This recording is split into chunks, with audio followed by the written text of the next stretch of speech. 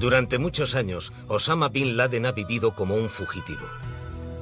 A veces pasaba cierto tiempo en un lugar, quizás unas semanas o unos meses. En otros momentos se movía todos los días, todas las semanas. Ahora, por primera vez, les llevaremos a sus guaridas, desde sus complicadas casas hasta sus cuevas llenas de reservas que se extienden desde Afganistán a Sudán.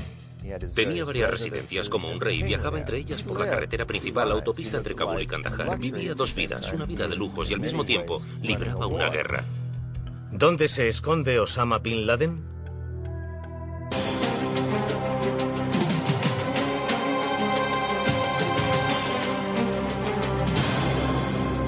¿Dónde se esconde Osama Bin Laden?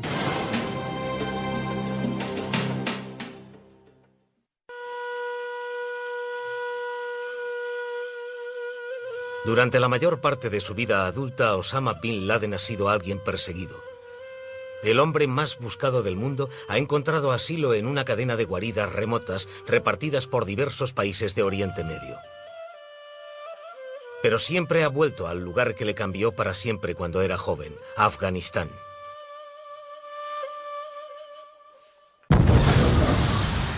Su visión radical se empezó a forjar en las violentas regiones tribales del este de Afganistán y el oeste de Pakistán durante la Guerra Soviético-Afgana de 1979 a 1989. Encontró una causa y al final se convirtió en una especie de Jesse James para nosotros y se transformó en una gran figura mitológica para el mundo musulmán. Fue en Peshawar, Pakistán, en la frontera afgana, donde Osama Bin Laden estableció su primera guarida para promover la yihad o guerra santa. A mediados de los años 80, con 26 años, compró una casa para usarla como pensión para los luchadores árabes que iban de camino a los campos de entrenamiento y a la batalla en Afganistán. Los guerreros afganos podían descansar. Los líderes afganos se podían reunir. Era un centro logístico y lo llamó Beit al-Ansur, que en árabe significa Casa de los Hermanos o los Partidarios. Su pensión estaba en University Town, un bonito barrio de las afueras de casas tranquilas y tapiadas que habían construido originalmente los británicos durante la época colonial. La casa de cemento de 2 pisos establecería una pauta para Bin Laden durante los 20 años siguientes. La casa era lujosa para Peshawar, como lo serían todos los lugares que Bin Laden ha ocupado desde entonces. Sin embargo, el estilo de vida de Osama era sencillo. Compartía alojamiento con los huéspedes en los dormitorios. Vivía con muchos otros voluntarios. Dormía sobre colchones finos o sobre alfombras tiradas en el suelo. Su alimentación era muy sencilla y vivía la vida de un activista. Un periódico, Al-Shihad, tenía oficina en la pensión. En la sala de reuniones de la planta baja, Bin Laden y otros líderes islamistas bebían té sentados sobre alfombras tejidas. Osama Bin Laden había llegado a Peshawar 4 años antes, en 1980, cuando apenas tenía 22 años, atraído por la invasión soviética de Afganistán en 1979. Los afganos resistieron y en los años 80 llegaron jóvenes de todo el mundo musulmán para unirse a los luchadores rebeldes afganos conocidos como mujahidines. Bin Laden había ido hasta la vecina Peshawar para ver qué podía hacer para ayudar. La ciudad era una zona de práctica para la guerra que había más allá de las montañas. Era una ciudad abarrotada de traficantes de droga, de armas y espías de cualquier país que puedan imaginar, y de jóvenes idealistas que llegaban creyendo que luchaban en el bando de Dios.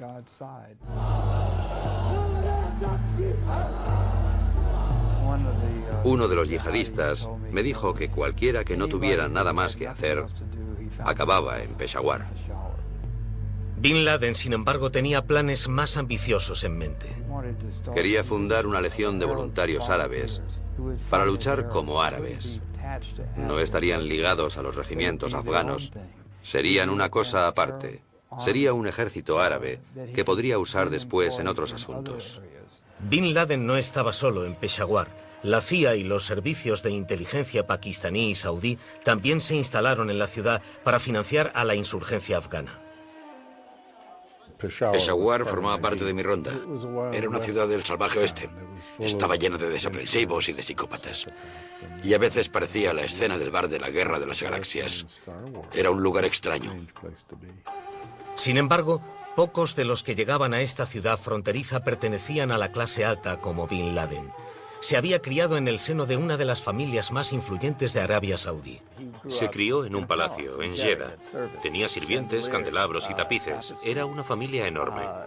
Y su padre era uno de los hombres más ricos de Arabia Saudí. Osama era uno de los muchos hijos de un multimillonario yemení hecho a sí mismo que tenía relaciones con la familia real y había conseguido jugosos contratos de construcción para reconstruir las ciudades sagradas de la Meca y la Medina. Pero Osama no era un vividor como muchos de sus semejantes del reino. Era un musulmán fundamentalista de la puritana secta Wahhabi. Siempre fue un joven muy pío. Le preocupaban mucho los asuntos religiosos. Le pareció que era su deber religioso involucrarse, no necesariamente en la batalla, pero como apoyo a aquellos que consideraba valientes guerreros musulmanes que resistían ante un imperio agresivo y descreído. Al principio, Bin Laden iba y venía de Peshawar a los estados del Golfo para recaudar dinero para apoyar la causa afgana. En aquellos años entraban 20 millones de dólares al mes. Y así es como creo que apareció el nombre de Bin Laden. Un saudí rico que recaudaba un montón de dinero. Usaría el dinero para comprar otras 3 pensiones en Peshawar, todas en el mismo barrio, en el distrito University Town. También se gastó una fortuna para fundar hospitales, escuelas religiosas llamadas madrazas y periódicos, y ayudó a quienes lo necesitaban. Iba a los hospitales y a las clínicas de Peshawar para averiguar quién había resultado herido en la yihad, a quién habían matado, a quién habían herido, quién había pisado una mina. Apuntaba sus nombres y les enviaba dinero, o encontraba el modo de asegurarse de que esas familias recibieran dinero. Su experiencia en la yihad contra los soviéticos, que duró 10 años, radicalizó a Osama Bin Laden. La cantidad de afganos muertos y desplazados en la guerra era impresionante. 1,5 millones de muertos, la misma cantidad de heridos y 6 millones de exiliados. Eso significa que 1 de cada 3 afganos había muerto, había resultado herido o se había exiliado por culpa de esa guerra. A mediados de los 80, Bin Laden expandió su participación más allá de Peshawar a Afganistán. Hay gente que dice que usó el material de construcción de su familia para ayudar a crear campos de entrenamiento. Muchos de ellos eran bastante primitivos para las costumbres occidentales. La gente piensa en Fuerte Benning o en Fuerte Bragg. Yo estuve relacionado con campos de entrenamiento de toda la frontera noroeste y los recogíamos cada 2 semanas y los movíamos. Y eran algunas tiendas y unas rocas pintadas a las que disparábamos y después continuábamos nuestro camino. Sin embargo, las fotos de uno de los campos de la frontera afgano-pakistaní muestran escondites excavados y una extraña estructura de cemento que se cree que construyó y ocupó el mismísimo Bin Laden. Tenía un búnker en la ladera de una montaña. Como la casa de Peshawar, no tenía nada de primitivo. Es seguro que Bin Laden construyó un campo en Jaiji, Afganistán, donde solo se aceptaban luchadores árabes. Escondido en un valle cerca de la frontera con Pakistán, al campo de Osama se le conocía como Al-Masada o la guarida del león. Aquí los guerreros árabes se entrenaban para luchar en ese duro terreno. El campo tenía pocas florituras. Una serie de barracones, munición, almacenes de víveres, campos de tiro, un improvisado puesto de primeros auxilios, un punto de comunicación y cosas así. Debía usarlo gente que él conocía o que le era cercana. Su papel de líder se vio reforzado cuando Bin Laden condujo a un equipo afgano-árabe a la batalla en 1987. Quería ensuciarse las botas. Quería disparar un arma con sus propias manos. Bin Laden luchó en una campaña cerca de Jaiji y más tarde en la batalla de Jalalabad. Fue una lucha violenta. Bin Laden estuvo involucrado intermitentemente, no en todo momento, pero participó en el combate. Tiene esas credenciales y eso le da una gran credibilidad en el mundo musulmán. Sin embargo, contrariamente a la leyenda que Bin Laden fomentaría más tarde, sus árabes afganos, como llamaba a sus reclutas del Golfo, tuvieron poco impacto en el conflicto afgano. Probablemente había unos 2.000 árabes afganos en Afganistán en todo momento. Nunca me ha impresionado mucho la habilidad en la lucha de ninguno de esos árabes afganos. Los árabes afganos eran una fuerza insignificante en la guerra contra los soviéticos. Esa guerra la ganaron los afganos. En 1989, vencidos tras una década de duras pérdidas, la Unión Soviética se retiró de Afganistán. El gran imperio de Moscú había sido vencido y era el momento de que Bin Laden diese un paso más en su carrera, con una nueva etapa en su campaña. Y estaba claro que eso no sería en Afganistán. Un egipcio radical llamado Dr. Ayman Zawahiri, que había llegado a Peshawar durante la guerra, le animó. Zawahiri, líder de la Yihad Islámica Egipcia, una organización terrorista, había pasado una época en la cárcel de El Cairo por su presunta participación en el asesinato del presidente Anwar Sadat. Zawahiri se comportó como si hubiese encontrado oro tras conocer a Bin Laden en Pakistán. Rodeó a ese joven de asesores egipcios que realmente le cautivaron. Y creo que empezaron a enseñarle a Bin Laden quién podría ser en este movimiento. Hubo una reunión en la que se decidió que iban a coger esta yihad nacionalista y a hacerla internacional. Iban a fundar una organización e iban a llamarla Al-Qaeda. En árabe, las palabras Al-Qaeda significan la base, pero Al-Qaeda no era un lugar físico. Bin Laden era el líder de esta organización sin Estado, de hombres que querían llevar a cabo su idea de una revolución islámica en el mundo. Se convencieron a sí mismos de que habían marcado la diferencia, de que habían salvado a los afganos y habían aplastado a la Unión Soviética. Esa mitología fue muy fuerte y muy duradera, y le dio alas a la idea de que podían cambiar el curso de la historia. Solo ellos, un pequeño grupo. En 1989, Al-Qaeda era más una idea que una organización o siquiera un movimiento. Pero cuando Osama Bin Laden se fue a casa, a Arabia Saudí, con la primera yihad a su espalda, eso estaba a punto de cambiar. En 1989, Bin Laden volvió a Riyadh, la capital de Arabia Saudí, como un hombre cambiado. La ciudad a la que volvía también había cambiado. Ya no era una ciudad desértica y polvorienta, sino que se había convertido en una ciudad moderna, en expansión. Siguiendo con su afición por las cosas de la mejor calidad, tenía una casa en uno de los mejores barrios de la ciudad. Sin embargo, la casa era principalmente para su creciente familia. A Bin Laden no le interesaba volver a la vida que había llevado antes en Afganistán. Me da la impresión de que no volvió al negocio familiar, que empezó a dedicarse a la yihad contra la presencia estadounidense en Arabia Saudí y lo que él considera el régimen infiel de Al-Saud en el reino de Arabia Saudí. Pasó poco tiempo en Riyadh y prefirió en su lugar una granja que mantenía en las afueras de la ciudad portuaria de Jeddah, no muy lejos de la Meca, el lugar de oración más sagrado del Islam. La granja había sido el refugio personal preferido de Bin Laden desde que lo comprara cuando era joven.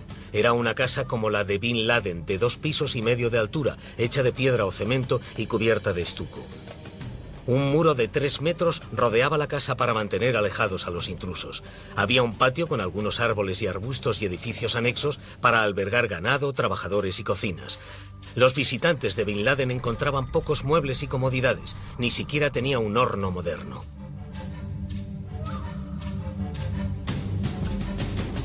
Montado sobre uno de sus rápidos caballos árabes, Osama podía cruzar el desierto e imaginarse a sí mismo en la época de Mahoma.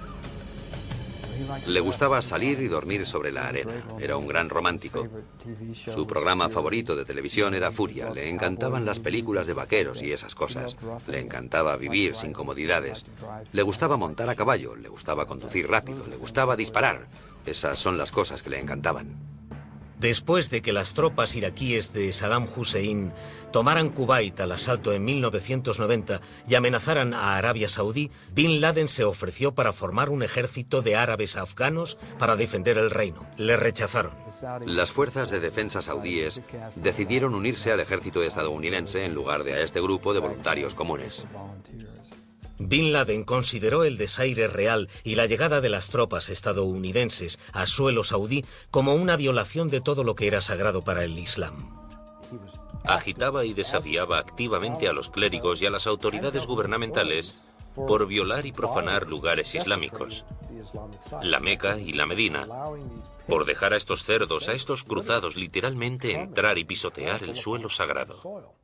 A pesar de las relaciones íntimas de su familia con la familia real, la agitación de Bin Laden le causó problemas con las autoridades.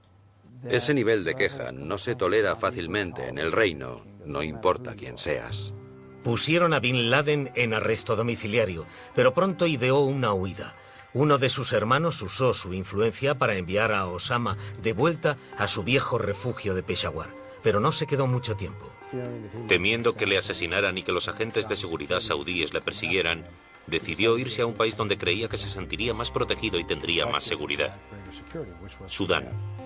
Sudán era un país norteafricano que estaba bajo el control de musulmanes radicales que querían crear un Estado islámico.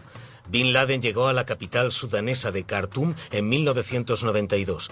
Se le unió a su familia y se instaló con un grupo de seguidores en un gran recinto amurallado en una de las mejores zonas de la ciudad. Bin Laden podía haber perdido el favor de la realeza saudí, pero aún tenía acceso a enormes cantidades de dinero de los Bin Laden. No era una especie de casucha en el desierto, era un complejo bastante grande. Estas imágenes de una cámara oculta muestran que el complejo de Bin Laden era un gran edificio de 3 pisos de cemento y estuco, de unos 460 metros cuadrados. El piso de arriba estaba abierto e inacabado, como en la mayoría de las casas sudanesas. Había una antena parabólica en el techo. La casa se escondía tras muros de 2,5 metros y una puerta de madera maciza. En el patio interior había entradas separadas para hombres y mujeres. Bin Laden se reunía con sus seguidores y con los líderes sudaneses en una gran sala de reuniones amueblada únicamente con alfombras y cojines. Todos los días Bin Laden cruzaba el jardín y abandonaba su casa para trabajar en su oficina cercana. Pero lo más importante es que había una mezquita a solo 90 metros. Se veía a sí mismo como un musulmán ferviente, alguien que creía seriamente en Dios y en su comprensión de las Escrituras y en el lugar donde le llevaban. Y le llevaban a la guerra contra Occidente y contra líderes árabes y supuestamente musulmanes que él creía que eran gandules, gente que se había vendido por dinero, por lujo y ese tipo de cosas. Había suficientes de ellos como para tener una plétora de objetivos. Sudán era un país empobrecido. El gobierno le había ofrecido a Bin Laden un refugio seguro en el terreno político, pero también le había echado el ojo a su abultada cartera. Y demostraron que tenían razón cuando Bin Laden llegó a Sudán y rápidamente empezó a poner sus fondos a disposición del gobierno para proyectos de construcción, desarrollo e infraestructura y para ayudarles con sus habituales crisis de cambio extranjero. Al-Qaeda se construyó bajo la mascarada del nuevo imperio económico de Bin Laden. Fue una especie de doble uso de los negocios, porque por un lado podían enviar barcos o aviones con cosas de Sudán, y en el viaje de vuelta llegaban armas, y era una tapadera excelente. Entonces fue cuando este grupo terrorista internacional empezó a organizarse. Algunos grupos, con apoyo en diferentes países, reclutaron jóvenes musulmanes y montaron campos de entrenamiento en Sudán. El viejo amigo de Osama, Zawahiri, llevó a sus militantes de la yihad islámica egipcia desde la casa de Bin Laden a Khartoum. Al-Qaeda tomó forma como punto de información y financiación del terror. En ese momento, no sé, sus seguidores estaban muy interesados en el liderazgo de Osama y en la nueva gran yihad contra el gran Satán, quizás porque les pagaba los costes. Bin Laden desarrolló un gran grado de autoridad, de influencia. Apareció una relación casi feudal entre los grupos existentes y su nuevo pagador. Y entonces su nombre se empezó a relacionar con acontecimientos terroristas de la región. Bin Laden estuvo relacionado con el ataque a marines estadounidenses en 1993 en Mogadishu, Somalia, que acabó con 18 estadounidenses muertos. En 1995 hubo un intento de asesinato al presidente egipcio Mubarak que se atribuyó a Al-Qaeda. El escondite de Khartoum de repente dejó de ser seguro. Hubo atentados contra la vida de Bin Laden. Uno tuvo lugar en la casa en la que vivía. En otro, 2 egipcios intentaron asesinarle. Fallaron. 3 personas fueron en coche hasta la calle de Bin Laden y dispararon contra su casa. No sabían que estaba en la oficina de enfrente y, según Bin Laden, devolvió el fuego personalmente. Bin Laden hizo responsables del ataque a los saudíes. Sudán se había convertido de repente en un refugio menos cómodo. En 1996, Bin Laden y sus militantes de Al-Qaeda se habían transformado en un incordio para los sudaneses que buscaban normalizar sus relaciones con Arabia Saudí y Estados Unidos. Cuando los saudíes y otras personas nos pidieron que echásemos del país a Bin Laden, les dijimos que sería mejor tener a Osama Bin Laden en Khartoum, porque podíamos vigilarle. Los saudíes, en sus contactos con nosotros, nunca mencionaron que acusaran a Osama Bin Laden de nada. Lo único que nos pidieron fue que le echásemos. Así que Sudán le pidió a Bin Laden y sus seguidores que se fueran. Hay gente que dice que los sudaneses incluso se ofrecieron a entregárselo a las autoridades de Estados Unidos. La historia que circula por aquí es que los sudaneses dijeron que sí, que nos lo darían. Y nosotros dijimos que no podíamos acusarle de nada.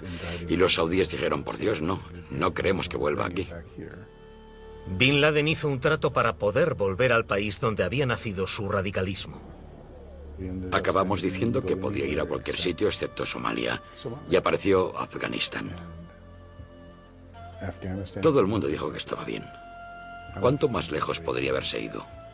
El 18 de mayo de 1996, un avión afgano despegó de Khartoum lleno de pasajeros, incluyendo a Bin Laden, sus seguidores de Al-Qaeda, sus 3 mujeres y 10 de sus hijos. Volaron a Jalalabad.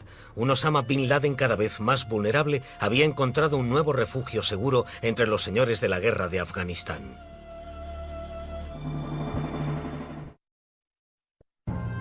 En la primavera de 1996, Osama Bin Laden llegó a Jalalabad, Afganistán, siendo un hombre más pobre. Osama perdió una fortuna en Sudán. Había invertido mucho y le devolvieron poco, si es que le devolvieron algo. Así que tras esa pérdida, creo que su estatus financiero estaba bastante reducido cuando llegó a Afganistán. Además de esos problemas, Afganistán estaba sumido en la confusión, con los talibanes del sur compitiendo por el poder con los señores de la guerra del resto del país. La realidad es que Afganistán era entonces un país completamente fracasado. Y él cayó en medio de todo esto.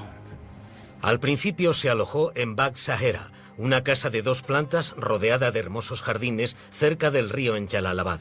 Originalmente se había construido como alojamiento real para un rey afgano. La casa era grande, con bastante espacio para Bin Laden y su séquito, que incluía a su familia y al menos 30 seguidores de Al-Qaeda. Sin embargo, Osama no se quedó mucho tiempo en ese refugio. Los talibanes conquistaron Jalalabad poco después de que llegara Bin Laden.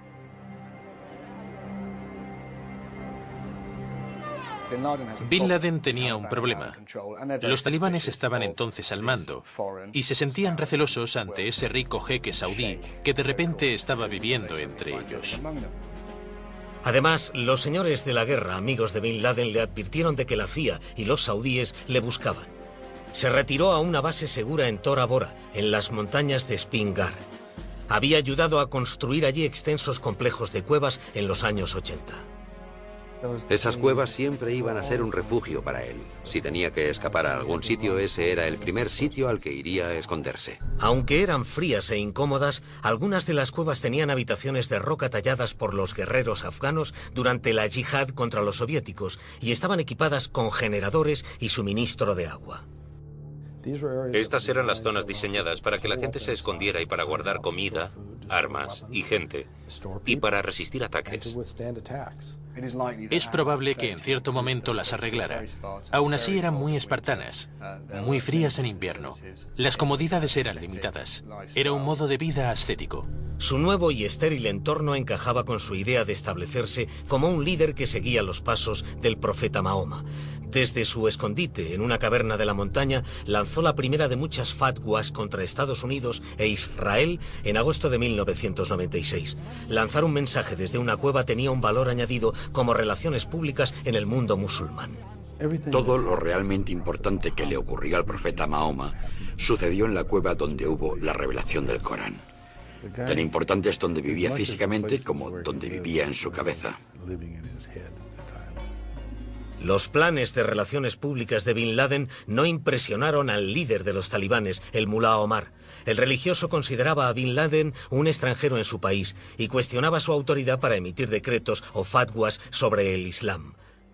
Bin Laden y su compañero de Al-Qaeda, Zawahiri, se vieron obligados a ir hacia el sur, a Kandahar, para rendir homenaje al líder talibán. Y Bin Laden tuvo que comprometerse a apoyar al mulá Omar. y prometió no hacerlo más. Bin Laden acabaría por ganarse al mulá Omar, ofreciéndose a ayudarle a financiar su guerra contra la Alianza Norte, que controlaba el norte de Afganistán. También le proporcionó luchadores árabes. Con más dinero y nuevos hombres, los talibanes tomaron el control del país. Ahora, Osama Bin Laden y sus seguidores de Al-Qaeda podían escoger dónde construir sus bases. Empezaron a reclutar activamente a jóvenes musulmanes para misiones de terrorismo en campos de entrenamiento por todo el país. Uno de los más grandes era el campo Darunta. Eran unas instalaciones toscas y básicas. Los yihadistas dormían fuera en tiendas de campaña. Con los años, miles de jóvenes pasarían por aquí para entrenarse. Aprenderían habilidades de lucha en los circuitos de obstáculos y los campos de tiro repartidos por toda la base.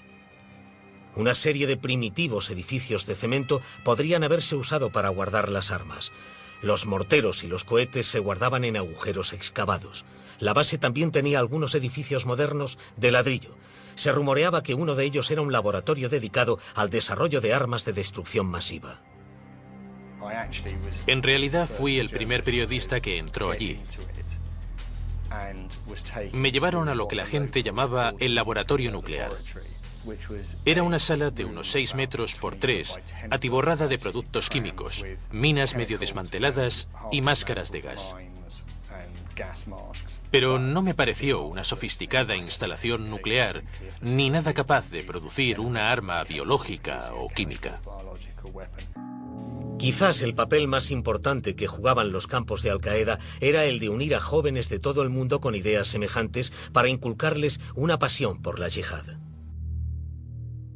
Hemos visto las cintas de tipos corriendo, saltando, ese tipo de cosas, y disparando.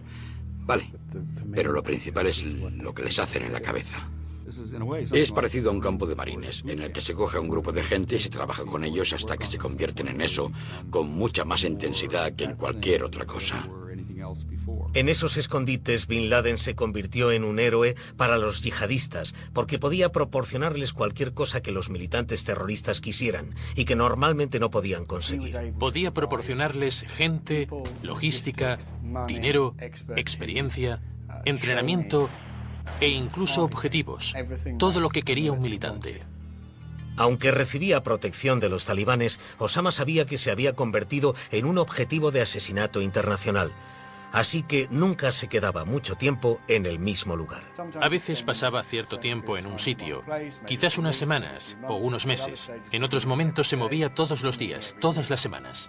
De 1997 a 2001, Bin Laden creó varias instalaciones muy vigiladas donde poder refugiarse.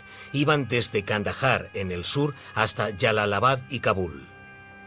Tenía varias residencias, como tendría un rey. Viajaba entre ellas por la carretera principal, la autopista entre Kabul y Kandahar. La más hermosa de sus residencias era también la mejor casa de Kabul, donde instaló a su esposa favorita. La casa solariega de piedra, que ahora es un hotel, estaba rodeada de exuberantes jardines. En contraste con ese lujoso entorno, construyó su recinto más extenso en la tierra seca y polvorienta de las afueras de Jalalabad. Parecía un fuerte medieval con sus muros de barro de más de 1 metro de grueso y sus puertas de madera de 6 metros de altura. Dentro de los muros construyó más de 50 edificios, incluyendo una gran casa para sí mismo y casas de invitados para sus ayudantes y seguidores más íntimos. Las imágenes obtenidas tras la invasión estadounidense muestran que aunque el complejo era enorme, tenía escasas comodidades. Aún así, solo un hombre rico podía haber gozado de un hogar así en Afganistán. Vivía 2 vidas, vivía una vida de lujos y al mismo tiempo en muchos aspectos libraba una guerra. En sus fortalezas afganas, Bin Laden y sus aliados planeaban ataques a objetivos saudíes y occidentales con militantes de organizaciones terroristas de todo el mundo. La gente iba a él con ideas. Él o sus ayudantes más íntimos decidían qué hacer. Si decidían que era una buena idea, ponían los recursos de la organización a su disposición. Una de las ideas que Bin Laden apoyó fueron las bombas simultáneas en las embajadas estadounidenses en Kenia y Tanzania en 1998. Era una operación que había empezado a planear mientras aún estaba en Sudán 2 años antes. Cientos de personas murieron en los ataques. Poco después, Estados Unidos llegó para buscar al esquivo líder de Al-Qaeda. Hoy he ordenado a nuestras Fuerzas Armadas un ataque a instalaciones terroristas en Afganistán y Sudán. Se lanzaron más de 70 misiles crucero contra varias localizaciones afganas y una planta farmacéutica en Sudán relacionada con Bin Laden. Uno de los ataques fue contra uno de sus campos de entrenamiento, pero no consiguió dar con su verdadero objetivo. Bin Laden no iba allí desde hacía un mes. No le cogimos. Y siempre he pensado que eso ha acrecentado el mito de invencibilidad de Bin Laden. Porque si atacas a un rey, tienes que matarle.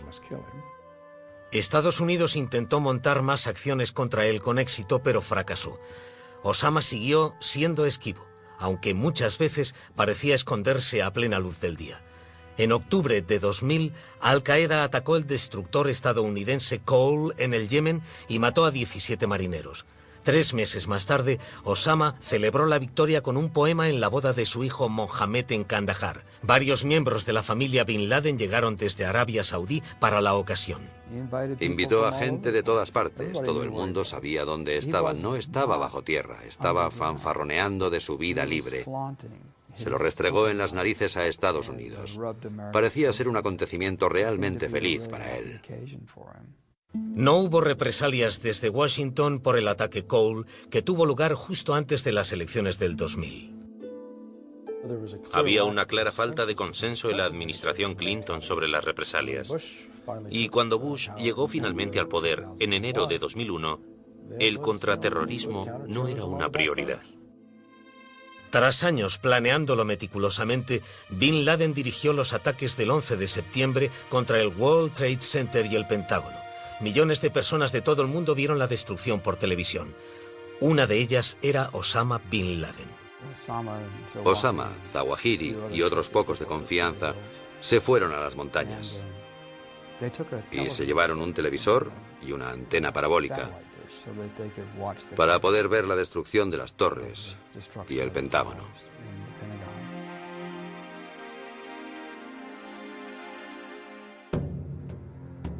Tras los ataques, Osama Bin Laden, su mano derecha Ayman Zawahiri y sus luchadores árabes se marcharon rápidamente a las montañas de Spingar y las cuevas de Tora Bora.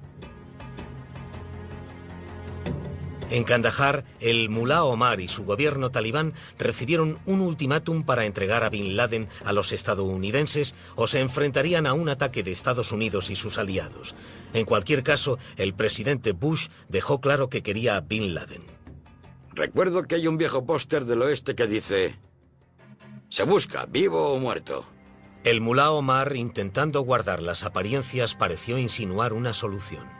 Estoy seguro de que tras el 11S y antes de nuestra invasión querían deshacerse de él. Decían cosas como que había desaparecido, que ya no le protegían, que en su cultura significa que ya no tienen la obligación de protegerle, que ha abandonado su refugio y que nosotros lo sabíamos todo. Así que, ¿por qué no cogíamos un helicóptero negro e íbamos a por él? Sabíamos dónde estaba. Sabíamos dónde estaba todo. Y no lo hicimos. La invasión estadounidense de Afganistán empezó ese octubre y llegó a las cuevas de Tora Bora a finales de noviembre. Los militares atacaron las montañas con superbombas y misiles capaces de reventar búnkers. Las fuerzas especiales y los miembros de la 10ª Brigada de Montaña escalaron los pasos de las montañas y recibieron el fuego de los luchadores de Al-Qaeda. Pero aunque mataron o capturaron a cientos de terroristas, los estadounidenses no encontraron a Osama Bin Laden, a pesar de una extensa búsqueda en decenas de cuevas. El periodista británico Jason Burke fue testigo de la lucha y uno de los primeros periodistas que entraron a los escondites de Osama. Las cuevas que vi en Tora Bora eran muy pequeñas, muy sucias, muy poco equipadas. Había que arrastrarse para entrar en ellas. No tenían agua, no tenían ni ventilación, no había sanitarios. No eran enormes y sofisticados complejos de cuevas, por lo que yo vi. Todos los periódicos hablaban de las supercuevas. Había muchas historias de energía hidroeléctrica y quirófanos y mezquitas. Todo tonterías, nunca ocurrió. Había cuevas y estuve en ellas, pero nunca vi nada así. Nadie ha podido fotografiar nada de ese estilo. Las fuerzas estadounidenses continuaron a la caza de Bin Laden, pero no consiguieron sellar los pasos y rutas de huida de la montañosa frontera con Pakistán. Evitar a los estadounidenses hizo crecer la leyenda de Osama y realzó su comparación con el profeta Mahoma, que se había escapado de la Meca escondiéndose en una cueva. Y la araña tejió una tela sobre la entrada de la cueva, y sus perseguidores pararon y uno dijo, ah, entremos ahí, debe de estar ahí. Y otro dijo, no, mirad, hay una tela de araña, ahí dentro no hay nadie. Y siguieron adelante, y tiene esa cosa con las cuevas. La mayoría de observadores creyó que Bin Laden se había ido a las provincias sin ley de Paktia, en la frontera oriental de Afganistán con Pakistán occidental. Al otro lado de la frontera están las zonas tribales pakistaníes, que son semiautónomas. Y en muchos lugares no han estado ni el ejército pakistaní ni la administración civil. Y las tribus se gobiernan solas y cada vez sienten más simpatía por Bin Laden, a quien ven como un mujahidín, un luchador por la libertad. Hubo gente que dijo que Osama había muerto, pero demostró que estaban equivocados, enviando nuevos vídeos a la cadena de televisión árabe Al Jazeera. En un mensaje de diciembre de 2001, Bin Laden parecía envejecido y cansado. El 10 de septiembre de 2002 envió un vídeo celebrando el primer aniversario de los ataques del 11S. Ofrecía pistas sobre el lugar donde podría haberse escondido. Ya no lleva ropa árabe. Se viste como un pastún, un patón, como les llaman en esa parte de Pakistán. En el último vídeo que vimos cuando estaba con Al-Zawahiri había rocas y árboles. Eso sería más al norte. Hubo gente que creyó que los dos hombres habían estado cruzando la frontera continuamente, viviendo una vida nómada en cuevas, campos y poblados tribales leales. Y creo que se escondieron allí durante un periodo de tiempo considerable. Y en algún momento se separaron. A Zawahiri le vieron montando a caballo con algunos hombres en una de las provincias orientales de Afganistán hacia Pakistán. Y en ese momento Bin Laden simplemente desapareció. Durante meses no se supo nada más de Osama, salvo alguna cinta de audio ocasional para recordarle al mundo que aún estaba vivo y andaba suelto. Entonces, en marzo de 2004, el ejército pakistaní montó una campaña en las tierras tribales del sur de Waziristán, cerca de Wana. Se habían enterado de que los líderes de las tribus locales y algunos guerreros de Al-Qaeda estaban protegiendo a alguien importante. Los pakistaníes sufrieron muchas bajas antes de tomar un fuerte de barro, solo para descubrir que sus defensores habían desaparecido a través de un largo túnel que llevaba hasta Afganistán cruzando la frontera. Si alguna vez había estado allí Osama, había vuelto a escapar. Pero aunque Osama Bin Laden había desaparecido, Al-Qaeda no.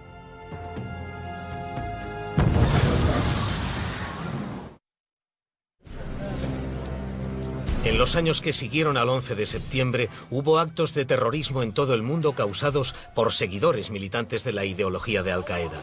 Sofisticados ataques con bombas y asaltos en Turquía, Arabia Saudí, Bali y Madrid se cobraron la vida de cientos de personas inocentes.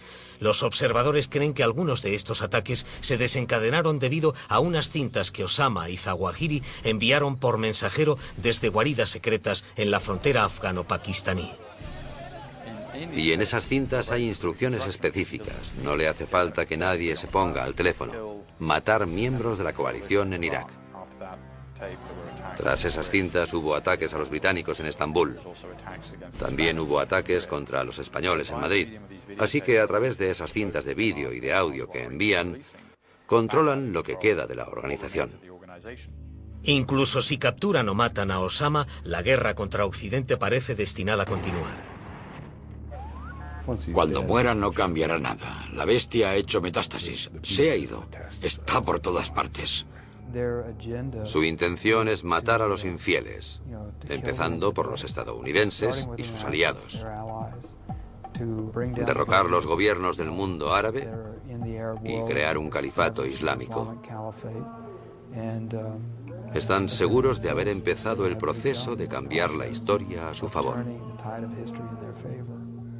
La guerra de Irak centró la atención estadounidense en un enemigo diferente. Algunos criticaron la administración Bush, ya que parecía que había abandonado la caza de Osama. Señor presidente, ahora en sus discursos rara vez menciona a Osama Bin Laden. ¿Por qué? Como he dicho, no hemos sabido mucho de él. Y yo no diría que está en el centro de ninguna estructura de mando.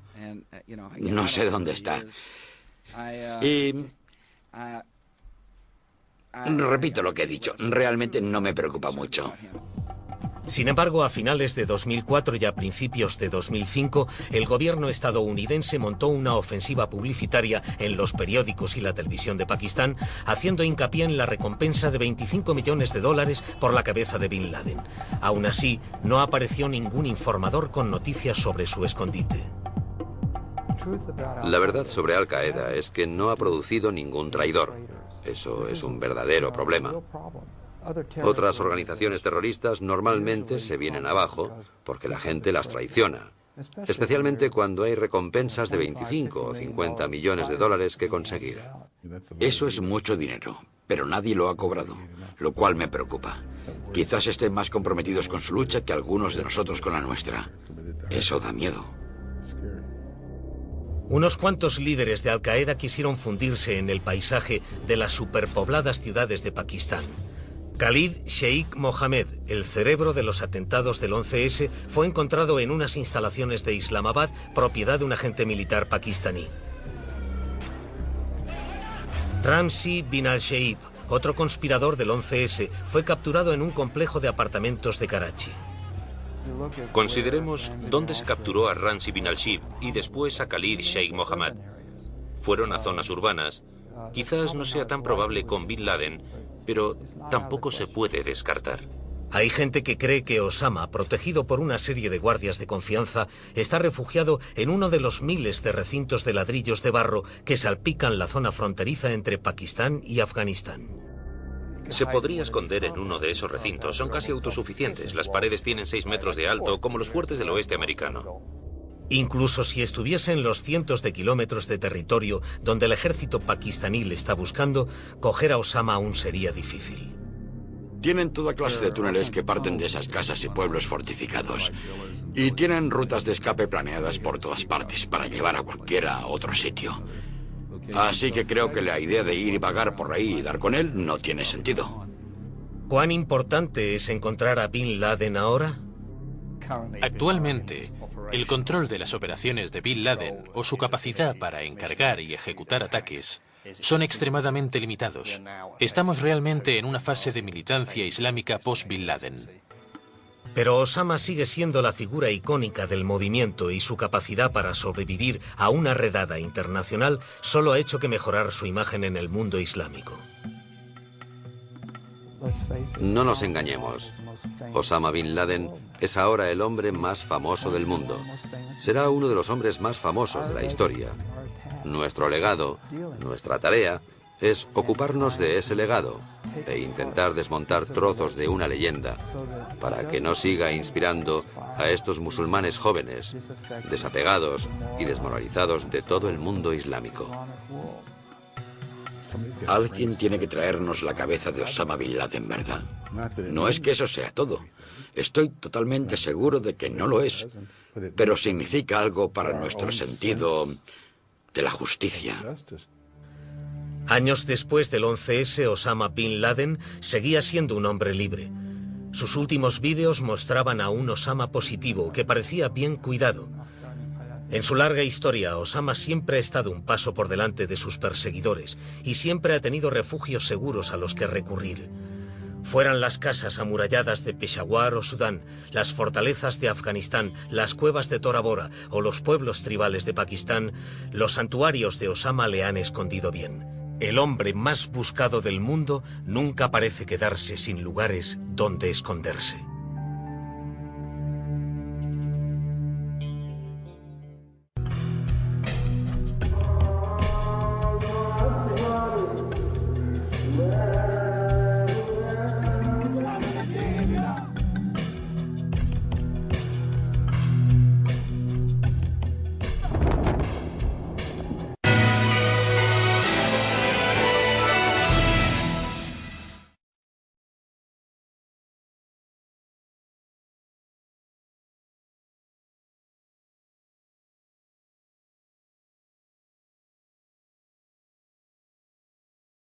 Parte de su vida adulta, Osama Bin Laden ha sido alguien perseguido. El hombre más buscado del mundo ha encontrado asilo en una cadena de guaridas remotas repartidas por diversos países de Oriente Medio. Pero siempre ha vuelto al lugar que le cambió para siempre cuando era joven, Afganistán.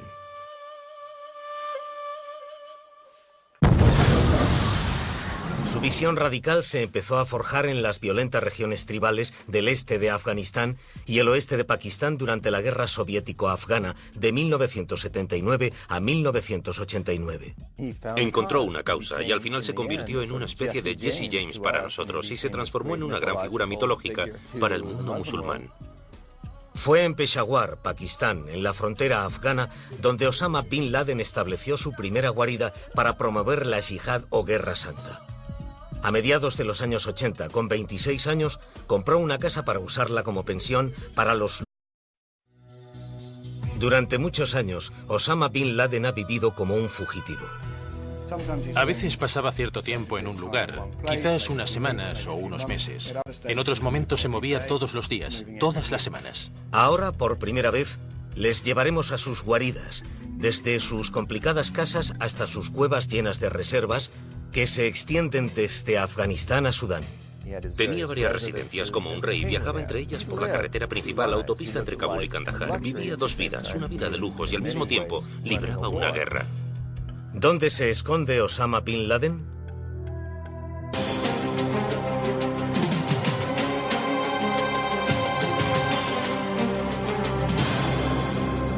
¿Dónde se esconde Osama Bin Laden?